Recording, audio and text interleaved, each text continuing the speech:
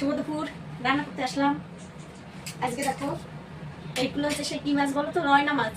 সেই ছোট ছোট রয়না মাছ আছে, এই রয়না মাছ দিয়ে আজকে। আর এখানে এই যে কাঠি কচু একটু সিদ্ধ করে ছোলা ছাড়িয়ে নিয়েছি, এটা দিয়ে আজকে এই মাছ দিয়ে রান্না করবো।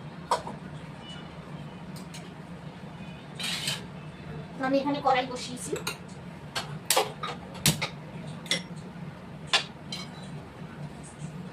তেল দিয়ে দিচ্ছি।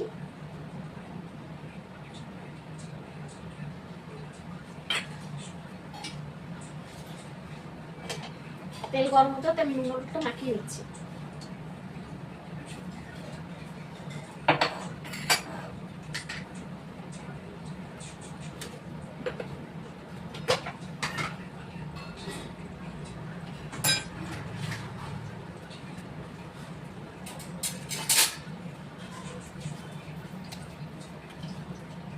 মাছ দিয়ে মানে এই মাছগুলো খেতে খুব টেস্টি মাছ হয়, এই মাছের দামও বেশি।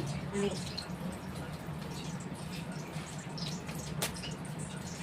অনেকগুলো এনেছি, তা ভাবলাম কিছুটা দিয়ে কচুর গাঠিটা রান্না করি, খেতে ভালো লাগবে।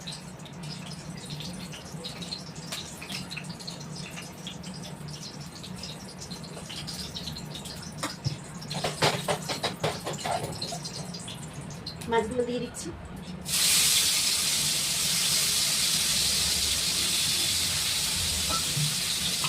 আর এখানে আমি জিরে কাঁচা লঙ্কা বেটে নিয়েছি, আর কিছু নাই মতো, শুধু জিরে কাঁচা লঙ্কা।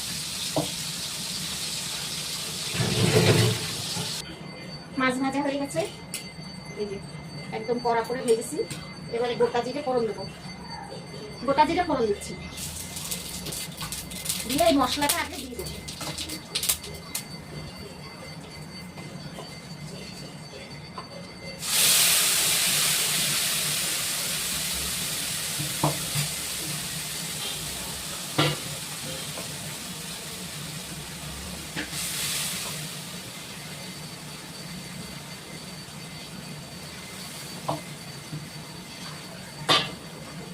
হলুদ দিয়ে দিচ্ছি, আর একটু কাশ্মীরি লঙ্কার গুঁড়ো,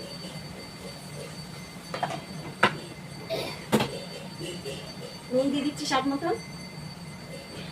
এবার আমি মশলাটা খুব ভালো করে কষাবো, কষিয়ে গাঠি কচুটা দিয়ে দেবো।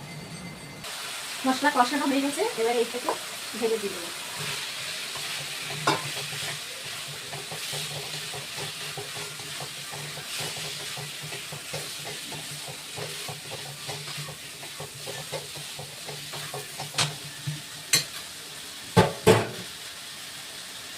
মাছগুলো দিয়ে দেবো, জল দিয়ে দেবো।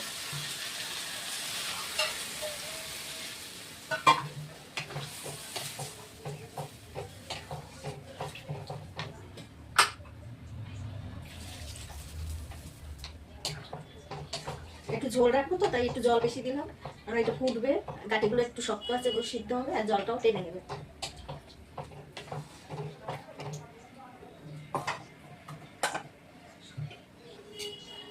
ঢাকা দিয়ে দিচ্ছি।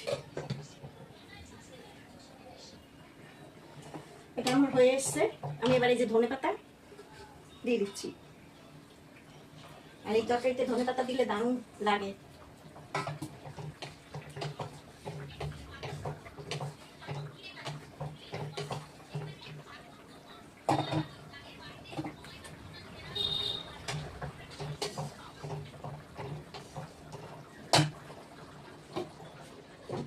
আর একটু হলে তরকারিটা আমি নামিয়ে দেবো। তো আমার তরকারিটা হয়ে গেল, নামিয়ে দিয়েছি। তো বলো কে কে এরকম রয়না মাছ দিয়ে গাঠি কচুর তরকারি খেয়েছো বন্ধুরা, বলবে। হ্যাঁ, অনেক রকম মাছ দিয়ে তো অনেকে খেয়েছে জানি, কিন্তু এই ধরনের রয়না মাছ, ছোট ছোট রয়না মাছ দিয়ে গাঠি কচু কে কে খেয়েছে কমেন্টে জানাবে, কিন্তু নিশ্চয়ই জানাবে, ঠিক আছে? তো কেমন রান্না করলাম, কেমন হলো, সব কিছু বলবে। তো সবাই ভালো থেকো, সবাই খাওয়া দাওয়া করো, রাখি, আমরাও খাওয়া দাওয়া করবো। সবাই ভালো থাকবে, আবার দেখা হবে।